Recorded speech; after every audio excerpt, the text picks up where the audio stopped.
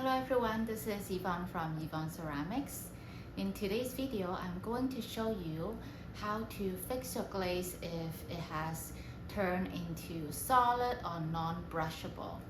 So today I have a pint of Amaco's Tuscany glaze, and it has turned into kind of like more solid and you can't really brush it anymore.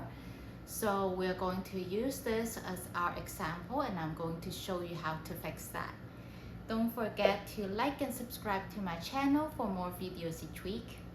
Alright, so let's take a look at what we need. So first you need your glaze that has already been hardened and you need to fix it.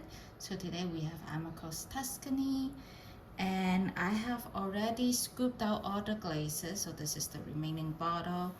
I've scooped out all the glazes into my blender. So as you can see here, it's quite solid. You can't brush this. When you're working with glazes, you want to have some gloves, especially this one because this is a really red glaze, so I don't want to get into everywhere, so I'm using gloves.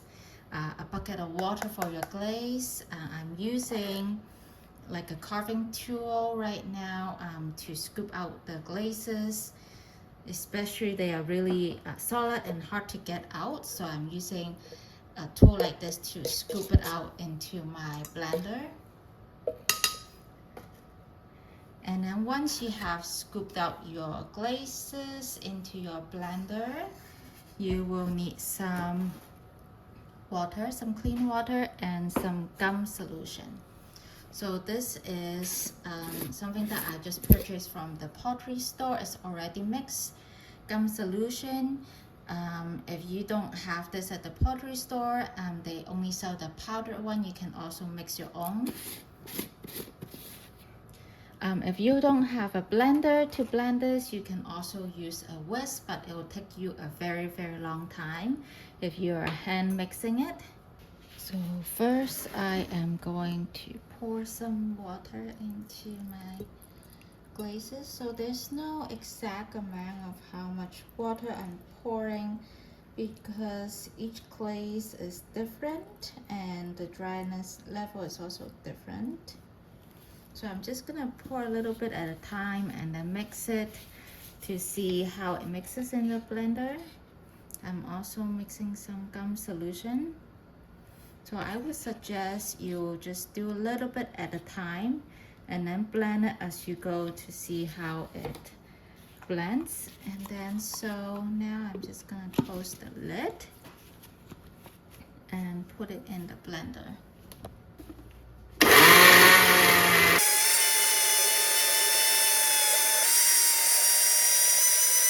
So I have finished blending. I didn't blend too long. I just want to make sure everything is mixed in well. So this is what it looks like. It's already looking a little bit gel-like. So let's take a look at the consistency of our glaze after blending. So it looks like this.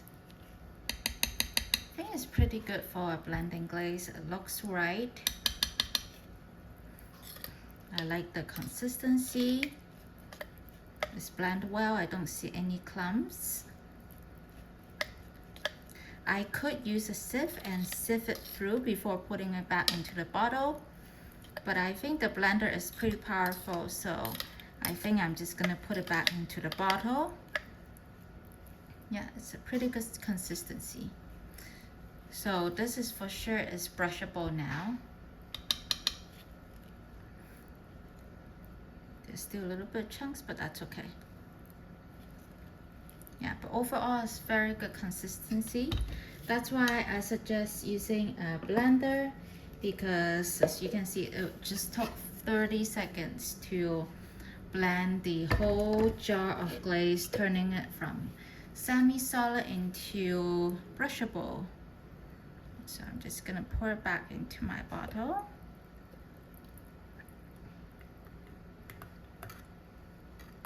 So there are many reasons why a glaze could turn into solid. Could be because it's old, it's been sitting for a while and you forgot to use it. It could be that like when you buy the glaze from the store, it's already like that, and you need to add some gum solution to it. Sometimes that happens to me too when I buy it from the store and it's not quite brushable. Then I need to come home and fix it myself. So as you can see, it is all the way to the top and there's still a lot of leftover glaze. I'm not gonna waste that. I think the reason could be maybe I add a little bit too much water, so it's a little bit too watery. So that's why I have some leftover glazes, but that's okay. Before I use it on a pottery piece, I need to test it. So I have some test tile. I'm going to brush it onto a test tile to test it first.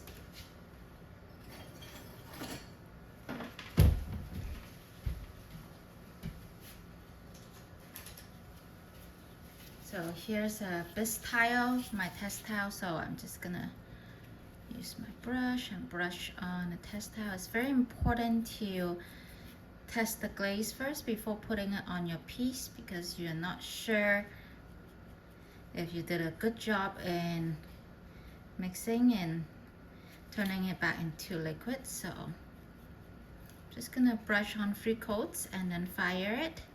Next time I fire into my glaze kiln, so I can just put it in to see how it looks. So just brushing on 3 coats here. And if you're like me who accidentally put too much water while you're mixing, don't worry about it. You can just leave the lid open to air for a day or 2. Just check after a day and then see how's the consistency, because I can tell right now when I put the paintbrush in, it does drip. So maybe it's a little bit too liquidy. I could have put some more gum and less water, but who knows. Let's test it with my test tile to see how it looks. And since I've never used this glaze before, Tuscany, after firing I can always just compare it with the test tile on Amaco's website to see what it is supposed to look like. So yeah, that's my test tile. And with the leftover glaze, I can just use another container and put it in. So yeah, that's it for today's video. That's how you turn solid glazes back into liquid, add water and gum solutions. So thank you everyone for watching. I hope you find the video helpful. I hope to see you guys next time. Bye bye.